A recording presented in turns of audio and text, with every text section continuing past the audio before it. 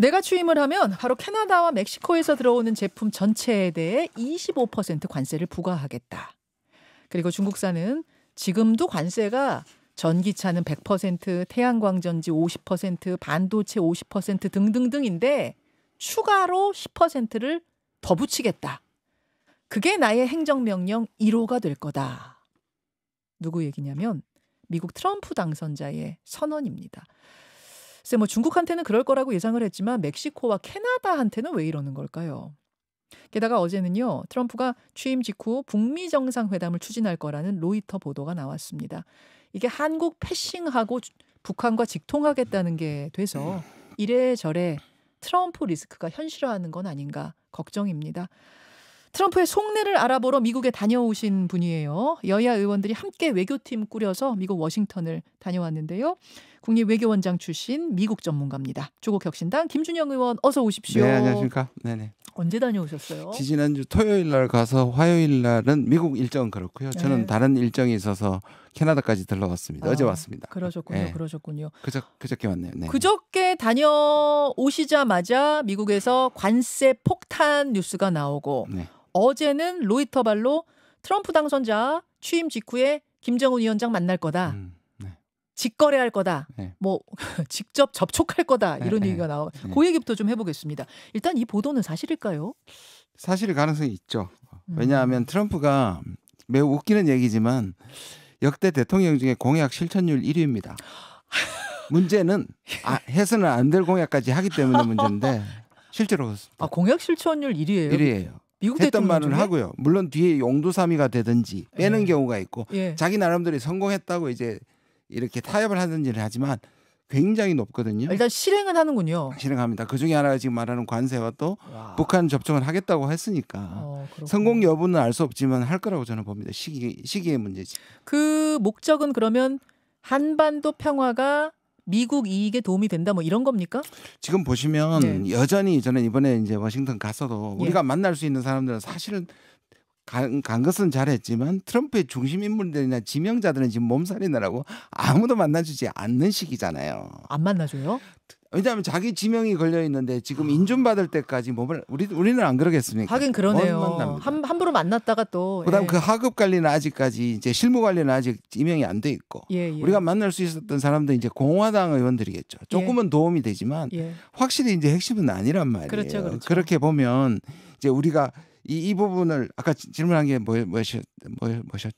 김정은과의 이 북미 네. 정상회담을 추진하는 미국의 이유 예. 뭐 때문이냐? 아니 왜냐하면 트럼프가 지금 바이든 정부나 지금의 우리가 만났던 이 바이든 정부에 영향력을 끼쳤던 소위 말하는 워싱턴에 있는 한국 커뮤니티라는 게 있습니다. 전문가라든지 의원들은 이전까지는 소위 말하는 진영과 이념이었죠. 이번에 갔던 그 잘 아는 빅터 차를 포함한 CSIS의 주제가 뭐냐면요. 이 권위주의 국가들의 연합이라였습니다.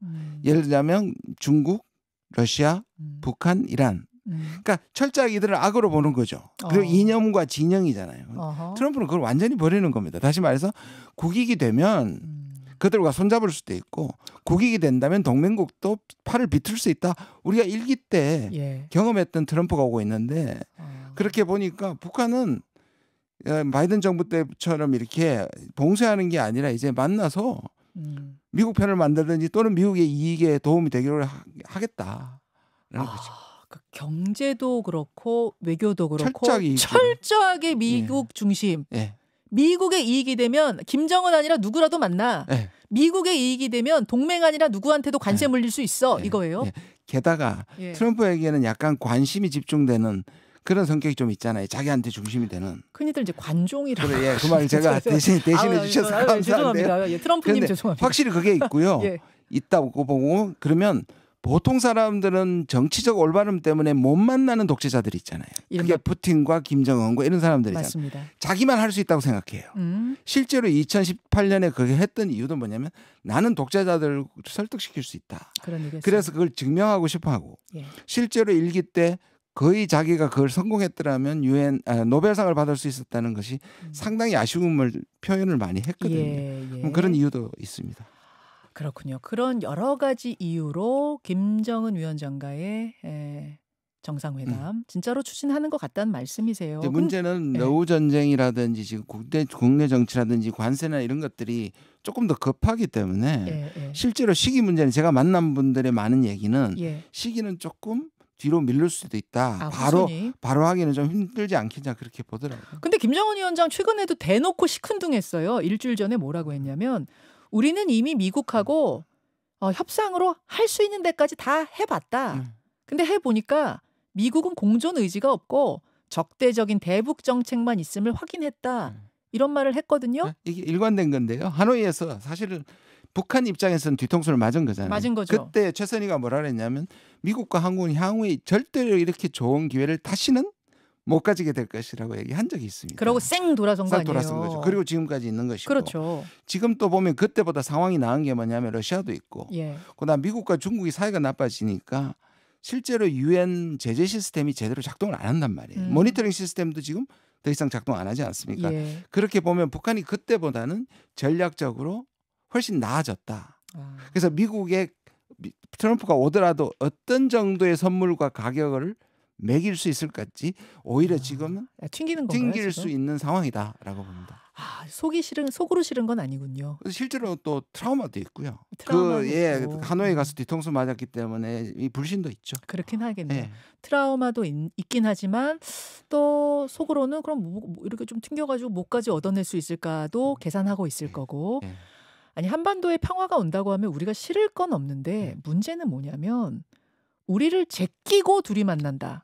즉 한국 패싱이 될 경우엔 얘기가 다르지 않습니까? 예. 어떻게 보십니까? 우리가 이제 그걸 전형적으로 늘 불렀던 게 통미봉남이잖아요. 맞아요. 그런데 이번에는 사실 자초한 측면이 꽤 있습니다. 왜냐하면 처음부터 북한이 힘의 평화를 얘기했고 바이든 대통령과 한미를 할 때도 아까 말한 북한을 진영이나 가치 외교로 적으로 삼았단 말이에요. 예, 예. 근데 트럼프는 이익에 가지고 손을 잡게 되면 네. 한국이 줄 게 없습니다. 두 가지겠죠. 하나는 한국이 그러면 미국과 북한 사이에서 이들을 끌어낼 수 있는 지렛대가 있는지. 사실 2018년에 좀 있었습니다. 뭐냐면 북한은 사실 전쟁 직전에 문 대통령이 뭐라 했냐면 한반도에 전쟁 절대로 있어서는 안 된다고 얘기를 했고 또 북한한테는 우리가 미국에 특사를 보내면서 연결시킨 측면이 있죠. 근데 지금은 그런 모든 채널이 다 끊어졌기 때문에 지렛대가 일단 없고요. 그다음에 우리는 강경책을 하는데 미국이 대화책으로 나왔을 때 우리 얼마나 뻘쭘해지는 그러니까 우리가 거예요? 이걸 다 바꾸지 않는 한은 네. 우리가 안 되겠죠. 그러니까 사실은 미국과 북한 사이에 우리가 중재자 역할을 하면서 우리가 또 얻어내는 것들이 많지 않았습니까? 그렇죠. 근데 우리 빠지고도 둘이 직거래를 해버린다 이러면 사실 우리는 엄청 손해인 그렇죠. 상황이 우리의 전략적 관심이나 이익들이 배제될 가능성이 많죠.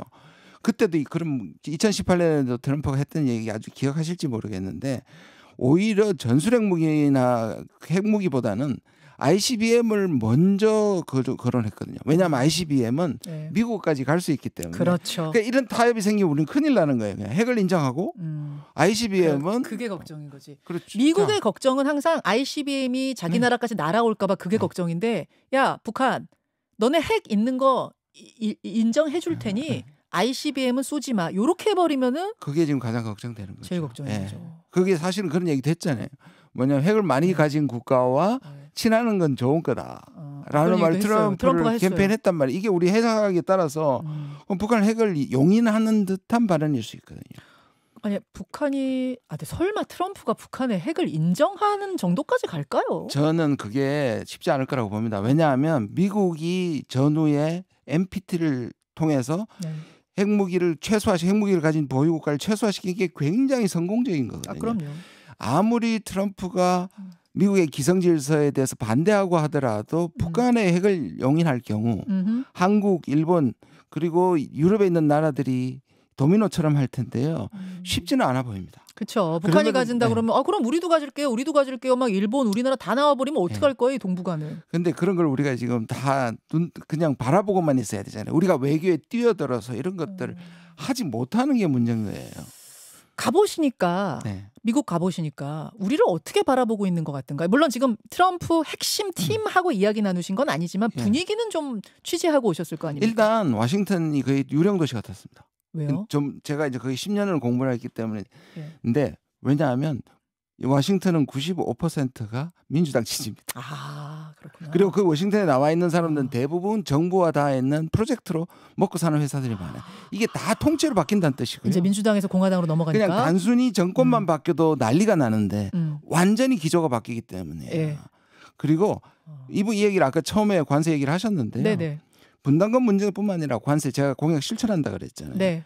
이거는 지금 좀 멕시코하고 얘기를 할 뿐이지 한국은 곧바로 그다음 타겟이 될 수 있다고 다들 자, 얘기를 합니다. 관세 얘기 넘어가기 전에 그 말씀 드리겠습니다. 그러면 지금 북한하고 우리가 직통하겠어, 직거래하겠어 하는 게 우리 방위비 올려라. 요걸 압박하는 카드로도 쓸 수 있어요. 근데 이제 압박 카드긴 해요. 예. 그리고 그게 분명히 연계가 돼 있는데 예. 그럴 때는 미국이 정말 한국한테 받아내기 힘들다.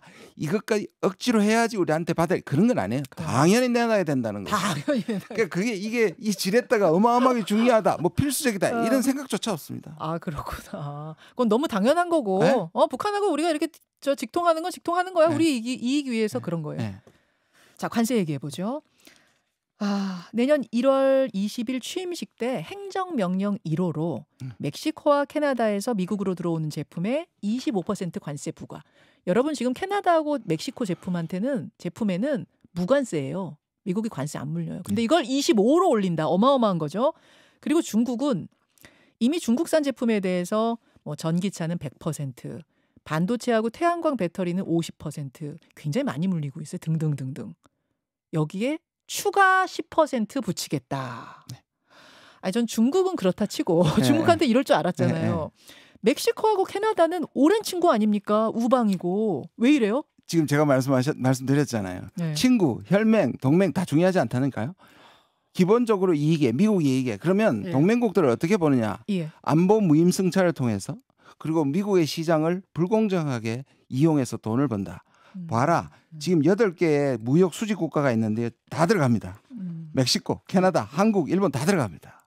그러면 바이든 정부 때는 동맹이 중요하고 친구가 중요하니까 이 부분에 대해서 덜 때렸다면 트럼프는 그런 생각이 없기 때문에 다 이 무역 역조가 불균형하는 게 다 바꿔야 된다는 거예요. 아까 말씀하셨다시피 뭐 이념이니 우리의 외교 우정이니 이런 다 필요 없다. 그렇죠. 이게 여기도 적용이 돼. 일각에서는 진짜로 캐나다하고 멕시코한테 관세 부과하는 게 목표가 아니라 마약 정책이나 이민자 정책 관련한 정보 얻어내려고 지금 이렇게 압박하는 거 아니야? 이런 얘기도 하던데. 지금 이제 그걸 이제 일종의 정당화하는 조건으로 내놨어요. 왜냐하면 멕시코 이제 우회해서 중국의 시진핑하고 샌프란시스코 APEC에서 작년에 만났을 때도 그 부분을 합의를 했어요. 왜냐하면 중국의 펜타닐이라는 마약이 멕시코를 뚫어서 들어오고 있다. 근데 펜타닐만 들어오는 게 아니라 미국이 중국을 막으니까 중국이 캐나다나 멕시코를 통해서 어마어마하게 들어갑니다. 우회 무역을 하는 겁니다. 우회 무역을 하는데 어느 정도 mek시코가 지금 1,500억 달러 흑자를 맺고 있어요. 미국에 대해서. 캐나다는 거의 700억 달러를 하고 있어요. 그러니까 이거 바로 관세 때려가지고 적자 해소하겠다는 것이고. 거기 때려서 중국 치는 거예요? 그러면? 중국도 치고 그것도 우리도 지금 500억 달러입니다. 제 생각엔 그 다음 타겟은 우리가 될 가능성이 매우 많습니다. 그러면은 뭐 마약 정보 얻어내려고 그런다. 그런 근본적인 이유가 저는 그건 근본은 아니라고 보시고 진짜로 그냥 경제적인 이익 그것 때문이다. 트럼프는 이런 말을 했어요. 세상에서 가장 아름다운 단어가 관세다. 진짜 그런 얘기를 했어요? 자기가 세상에서 가장 아름다운 단어는 관세다. 독특한 인물이에요 정말. 결국 그러면 김주영 교수님 보시기에는 지금 멕시코, 캐나다 그다음에 우리한테도 올 수 있다. 독일, 일본 다 들어가 있습니다. 여기에는. 하긴 베트남 얘기도 나오더라고요. 그럼요. 베트남에 대해서도 베트남도 마찬가지입니다. 우리가 지금 중간재를 생산해서 중국을 통해서 중국이 완제품을 하게 되거든요. 우리도 바로 중국을 때려도 우리한테 관세를 때려도 우리한테 영향을 주고 베트남을 때려도 우리가 투자 많이 했잖아요. 왜 거기 공장 많이 지었어요. 우리를 때려도 우리 지금 3중고입니다. 중국, 베트남, 한국 다 바로 받게 돼 있습니다. 와, 베트남 때려도 우리 공장들 피해보고 그렇죠. 저기 중국 때려도 피해보고 아니면 아예 우리나라에 직접 관세 붙일 수도 우리 있고. 멕시코에도 어마어마하게 투자하고 있습니다. 우리도 그걸 관세를 피하기 위해서 타고 들어간 게 꽤 많습니다. 작년에 1조가 넘습니다.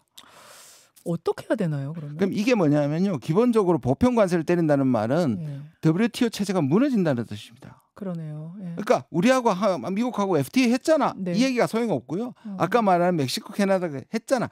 통하지 않습니다. 아니 뭐 WTO 뭡니까? FTA 말할 것도 없이 FTA 체제가 없어지는 자유무역 협정 자체 전 세계 자유무역 협정 자체가 흔들려 버리는 상황이면 그렇죠. 보편 관세잖아요. 이거는 뭐 우리는 어떻게 우리만이라도가 안 되는 거네요. 제가 거기서 우리 기업 진출해 있는 기업이 얘기하는데 네. 우리나라 자동차 평균 남는 이윤이 2.5%랍니다. 한 대 팔면. 그게 10,000불이면 250불 정도 되는 거죠. 예. 그런데 이게 10%나 20%를 붙여버리면 아유. 손해가 되는 거죠. 그러니까 어떻게 해야 되냐는 질문을 드리는 것도 참 제가 이게 하면서도 막막한데 어떻게 해야 됩니까? 그러니까 이거는 네. 우리 혼자 할 수 있는 일이 아니고요. 그러네요. 근데 문제는 우리가 미국에게 전부 올인하고 투자를 해놓은 상태란 말이에요. 예. IRA나 보면 이런. 예. 그런데 이거는 유럽 국가나 주변 국가들하고 연대를 해야 된다는 거예요. 우리가. 그러니까. 근데 문제는 뭐냐면 우리가 그동안에 다른 외교 옵션을 많이 줄이고 미국에 올인하고 일본에 올인했기 때문에 쉽지 않을 것이다. 대북 문제와 마찬가지로. 맛 관세를 물리면 어떻습니까? 라는 지금 청취자 문자 들어왔어요. 미국산에 대해 맛 관세. 근데 우리가 첨단 기술에 미국에 의존하고 있죠. 네. 그다음에 미국에 우리가 많은 투자를 하고 있는 상황에서 그리고 비교할 수 없는 이 안보 문제에 기울어진 논쟁 이런 것들을 사실상 바이든 때 상당히 챙겨놨어야 되는데 바이든 때도 사실 우리에게는 그렇게 우리의 이익을 챙겨놓지 못했거든요. 저는 아까 말씀드린 것처럼 뒤에는 타협하고 저는 왜냐하면 많은 경제학자들이 이 관세 전쟁 미국도 살아남지 못한다. 왜 미국 사람들조차도 물가가 올라갈 거니까. 그런데 맞아요. 예. 그때까지는 우리가 우리 할 거기 때문에 안전벨트를 꼭 매지 않으면 우리한테는 엄청난 지금 위기가 오고 있다. 우리 지나치게 지금 낙관적으로 보고 있다고 저는 생각해요. 관세를 막 외국산에 대해 올려놓으면 언젠가 미국 물가도 올라가기 때문에 악소리가 나긴 할 텐데 일단 트럼프는 그럼에도 불구하고 시행할 거라고 보시는군요. 지금 저기 지명한 사람들이나 트럼프의 성격상 할 적어도 거다. 1년 안에 합니다. 악소리 나서 그들이 손 내릴 때까지는 그럼 우린 버텨야 한다. 우리 대외정책경제연구원에서 약 400억 불로 바로 우리가 무역이 줄어든다. 대미 수출이 줄어든다는 보고서까지 있습니다. 아니, 우리만 좀 어떻게 빼달라고 할 수는 그런 거 외교로 그런 걸 할 수는 없어요. 그러면 또 엄청난 걸 요구하겠죠. 참. 자, 쉽지 않은 상황이라는 거 오늘 확인했습니다. 김주영 의원님 지금 오랜만에 나오셨는데 1분 정도 남았는데요. 12월 12일에 조국 대표 대법원 선고 있지 않습니까? 만약 유죄가 확정이 될 경우가 파기환송 아니면 뭐 확정인데 확정이 될 경우에 조국 혁신당은 어떻게 되는 건가? 이 질문은 좀 드려야겠네요. 창당 전부터 그리고 제가 스카우트 되기 전부터 그리고 지금까지도 다 그걸 전제하고 그런 경우 늘 대표가 말하지만 자기 손을 떠난 문제예요. 그래서 어느 결정이 나든 당 전체에는 문제가 없을 거라고 저는 생각보다 대비되어 있다고 생각합니다. 당헌상에도 최고위원 김선민 의원이 당대표를 봐도 이어받게 될 것이고요. 우리는 그렇게 되지 않기를 바라지만 그리고 조국 대표가 워낙 비중이 크지만 당 자체가 무너진다는 그런 일은 없을 거라고 생각합니다. 아주 일각에서는 혹시 이제 민주당과 여러 가지로 정책적으로 같이 하는 부분도 많기 때문에 통합 내지는 흡수 막 이런 전망하시는 분도 계시잖아요. 그렇게 희망상을 가지고 있는 분들이 소수가 있을지 모르겠지만 저희들은 그런 생각하고 있지 않습니다. 전혀? 전혀 아닙니다. 알겠습니다. 여기까지 말씀 듣죠. 조국 혁신당 김준영 의원님 고맙습니다. 네, 감사합니다. 김현정의 뉴스쇼는 시청자 여러분의 참여를 기다립니다. 구독과 좋아요, 댓글 잊지 않으셨죠? 알림 설정을 해두시면 평일 아침 7시 10분 실시간 라이브도 참여하실 수 있습니다.